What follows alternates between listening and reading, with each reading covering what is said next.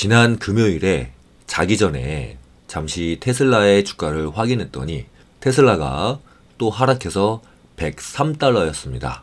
100달러 붕괴가 코앞에 온 상황이죠. 그런데 그때 나스닥 지수가 플러스 1% 정도 되었어요. 시간이 지날수록 나스닥이 더 상승하더니 플러스 2.5%로 끝났습니다.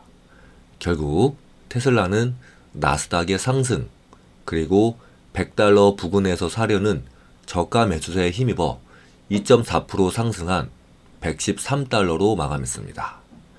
사실 운이 좋았죠. 이날 나스닥이 하락했다면 테슬라도 100달러를 충분히 이탈했을 거라고 생각합니다. 무슨 말을 드리고 싶은 거냐면 주가는 지수의 영향을 많이 받는다는 점입니다. 금요일 같은 경우에 나스닥이 하락해서 테슬라가 100달러를 이탈했다면 그것은 지수의 영향으로 그런 것이지 테슬라에 큰 악재가 있어서 그런 것은 아니다라는 거죠. 그런데 혹시 누군가는 이제 100달러를 이탈했으니까 테슬라 이제 50달러 가는 거 아닌가? 이제 망한 건 아닌가? 라고 생각하고 손절을 했다면 지수가 상승해서 다시 테슬라는 100달러 위로 올라올 수도 있습니다. 지수 영향으로 하락한 주식은 지수가 반등할 때 같이 반등합니다. 따라서 하락 원인을 파악하는 것이 중요합니다. 중국에서 테슬라가 가격을 또 인하했습니다. 모델 3가 작년 10월 달에 26만 5,900위안이었는데 현재는 13.5% 인하된 22만 9,900위안에 팔리고 있습니다. 가격 인하도 인하이지만 다른 국가에 비해서 중국에서의 가격을 크게 내렸다는 점이에요. 그래서 테슬라를 미국에서 사는 것과 중국에서 사는 것의 가격 차이가 무려 40%나 난다고 합니다. 테슬라가 중국에서 가격을 왜 내렸을까요? 중국은 테슬라의 가장 중요한 전기차 시장입니다. 테슬라는 바로 이 중국 전기차 시장에서 치킨 게임을 시작했다고 봐도 될 것 같아요. 그동안 중국에서는 테슬라보다 중국 국내 브랜드의 전기차들이 더 잘 팔렸어요. 중국산 전기차가 테슬라의 디자인을 베꼈기 때문에 테슬라와 비슷하게 생겼으면서도 가격은 중국산이 더 저렴하기 때문입니다. 이제 테슬라가 가격을 내렸습니다. 이것은 무슨 의미냐면 중국산 전기차와 같은 가격에 팔겠다는 겁니다. 그럼 무슨 일이 벌어지느냐? 같은 가격이면 당연히 중국산보다 테슬라가 더 잘 팔릴 겁니다. 테슬라는 중국산보다 더 가격을 내릴 여지가 있습니다. 중국에서의 이익을 포기하면 되니까요. 대신 중국 외 지역에서의 이익으로 버틸 수 있습니다. 게다가 테슬라는 경쟁사보다 수익성이 높습니다. 올해 2023년에는 18%의 영업이익률을 예상합니다. 반면에 다른 자동차 회사들의 영업이익률은 약 8%대입니다.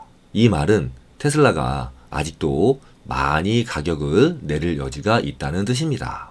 하지만 중국의 전기차 회사들은 그렇지 않아요. 해외 판로가 거의 없기 때문에 중국에서 안 팔리면 망하는 겁니다. 테슬라는 이것을 노리는 거죠.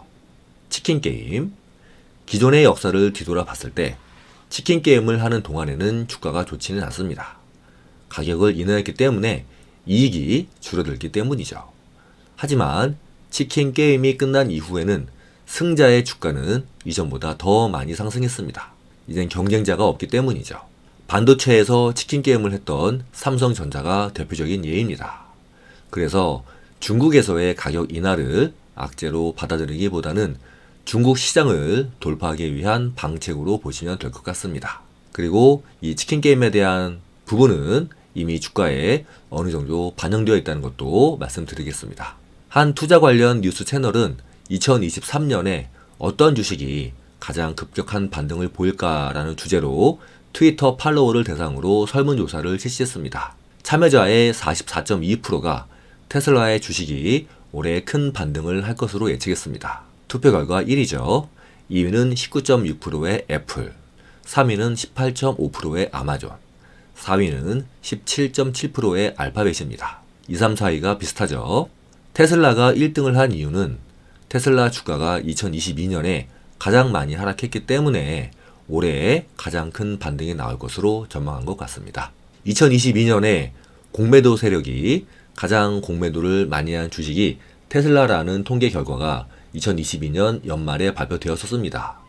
테슬라에 대한 공매도 세력들은 작년 한 해에만 158억 달러, 우리 돈으로 19조 원의 돈을 벌었다는 것인데요.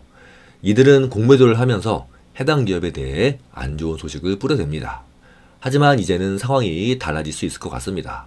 테슬라가 과하게 빠졌다는 의견들이 여기저기서 나오고 있습니다. 과매도 국면이라는 건데요. 차트에서의 기술적 지표들도 과매도를 나타내주고 있습니다. 미국의 자산운용사 레퀴짓 캐피털 매니지먼트가 테슬라의 저가 매수를 강조했습니다. 브린 토킹턴 레퀴짓 캐피털 매니지먼트의 이사는 CNBC와의 인터뷰에서 테슬라의 매출이 향후 2년 안에 2배 이상 늘어날 것으로 전망된다.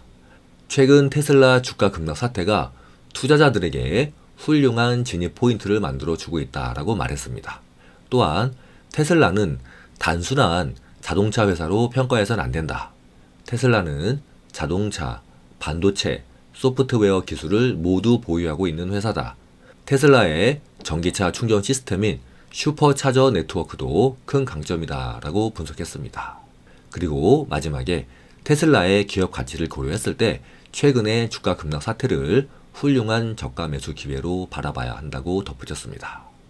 그래서인지 2023년도 수익률 상위 1%의 국내 초고수들은 최근 2차전지 관련주들이 계속 하락하고 있음에도 불구하고 국내의 대형 2차전지 관련주들을 매집하고 있는 것으로 나타났습니다. 구체적인 종목들을 알아보면 LG에너지솔루션, 포스코케미칼, 삼성 SDI 등인데요.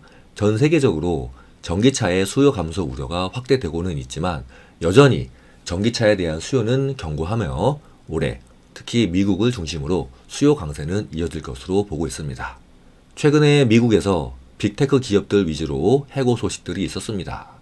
그게 나랑 무슨 관계야 라고 생각하실 수 있으신데 해고가 많이 발생하면 실업률이 올라가기 때문에 매크로 지표에 영향을 줍니다.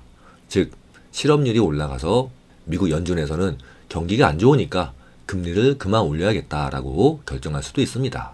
물론 미국 연준에서는 올해 금리 인하는 없다고 최근 의사록에서 밝혔지만 그거는 현재 상태를 가정했을 때의 이야기고 정책은 상황에 따라서 달라질 수가 있죠. 사실 최소한 금리 인상만 더 하지 않아도 그 자체가 시장에는 도움이 됩니다.